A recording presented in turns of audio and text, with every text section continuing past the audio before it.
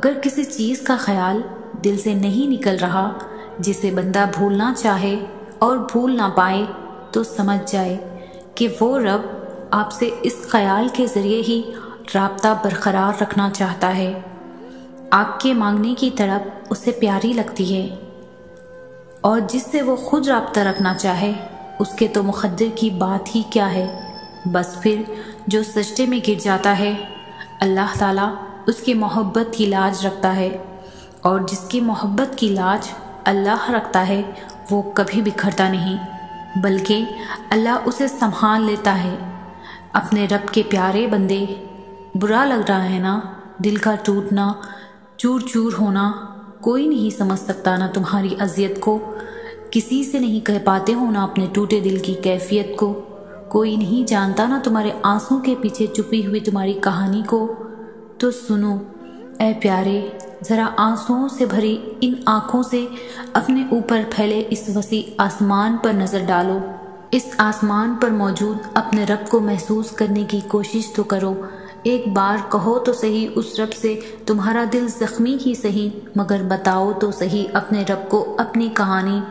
اے اللہ، آپ کے اس کمزور بندے کو دنیا نے توڑ دیا ہے، آپ کا یہ نادان بندہ سب ہار بیٹھا ہے، مگر یہ بندہ اس امید سے آپ کے سامنے آیا ہے کہ آپ اس کے ٹوٹے وجود کو، اس کی سسکتی روح کو اپنی آغوش میں چھپا لو گے، بس مجھے اپنا بنا لے اور اپنی محبت میں سکون دے دے۔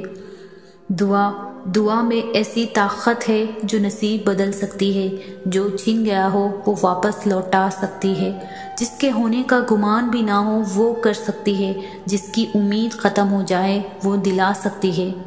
دعا چاند کو 2 ٹکڑوں میں تقسیم کر سکتی ہے، دعا سمندر کو 2 حصوں میں بانٹ سکتی ہے، دعا تپتی ہوئی آگ کو ٹھنڈا کر سکتی ہے، دعا بچے کی پکار پر زمزم بہا سکتی ہے، دعا غم کو مسکراہٹ میں بدل دیتی ہے، دعا مقدر کے ہر اس لفظ کو بدل سکتی ہے جس سے تم راضی نہیں۔ دعا اللہ تعالیٰ کو منانے کی طاقت رکھتی ہے، دعا ہی وہ عمل ہے جو کائنات کی ہر چیز قدموں میں لا سکتی ہے، دعا تڑپتے ہوئے دل کو سکون کی راہ دکھا سکتی ہے، دعا صدیوں کے بچھڑے لوگوں کو پل میں ملا سکتی ہے، دعا لا حاصل کو حاصل بنا سکتی ہے، جس کی امید تم ہار جاؤ اس کو جگا سکتی ہے۔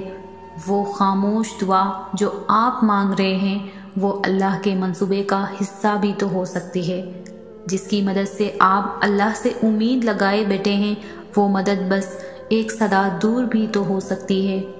آپ نہیں جانتے کہ اللہ نے کیا لکھا ہے آگے، آپ کی چاہ آپ کی تقدیر بھی تو ہو سکتی ہے۔ یقین رکھنے والوں کا یقین رکھیں، اللہ کا یقین والوں سے وعدہ ہے کہ ان کی پکار کبھی رد نہیں ہو سکتی۔ کبھی کبھی انسان کا دل کسی چیز کے لیے بہت تڑپتا ہے، اتنا کہ اس کے لیے صبر کرنا بھی مشکل ہو جاتا ہے۔ انسان ہر روز اس کو حاصل کرنے کے لیے ہر اس لمحے دعا کرنے کی کوشش کرتا ہے جو لمحہ دعا کے لیے افضل ہوتا ہے، اور اس کی آنکھیں اپنی مانگی گئی دعا کے قبول ہونے کے انتظار میں ہر روز ادھر ادھر تکتی رہتی ہے، لیکن یہ بھول جاتے ہیں کہ اللہ تعالیٰ نے ہر چیز کے عطا کرنے کا ایک مخصوص اور بہترین وقت مقرر کر رکھا ہے۔ ہمیں یہ یاد رکھنا چاہیے کہ اگر ہمیں کسی چیز کو حاصل کرنے کی اتنی چاہت ہے تو اس چاہت کرنے والے دل کا مالک کون ہے؟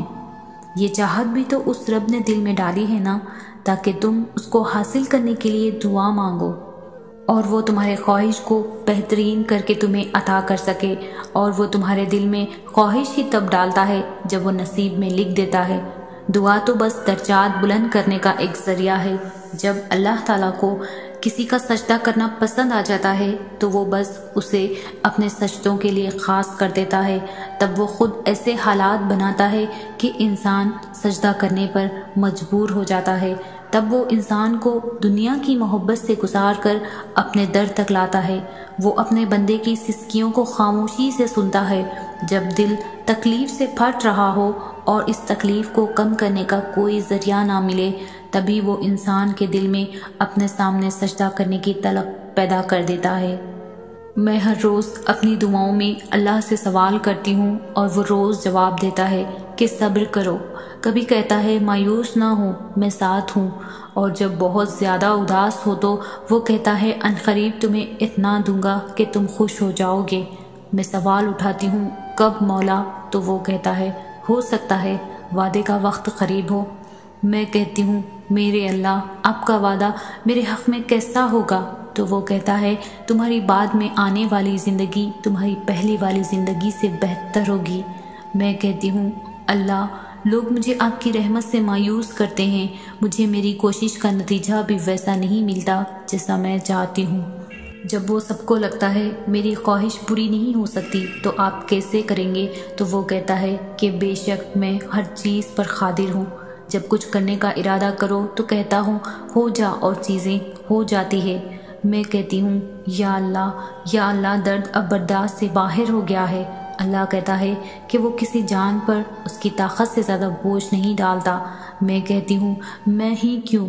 وہ کہتا ہے کیونکہ میں تم سے محبت کرتا ہوں، اور اللہ جس سے محبت کرتا ہے انہی کو تو آزمائش میں ڈالتا ہے۔ میں کہتی ہوں میری بات سننے والا کوئی نہیں۔ اللہ کہتا ہے کہ مجھے پکارو، میں تمہاری پکار کا جواب دوں گا۔ میں کہتی ہوں یا اللہ، مجھے اکیلا چھوڑنا۔ اللہ کہتا ہے تم مجھے یاد کرو، میں تمہیں یاد کروں گا، کیونکہ وہی تو ہے جو 70 ماؤں سے زیادہ چاہنے والا ہے۔ جب اللہ نے تمہارے دل میں کچھ ڈالا ہے تو یقین رکھو نصیب میں بھی وہی ڈالے گا۔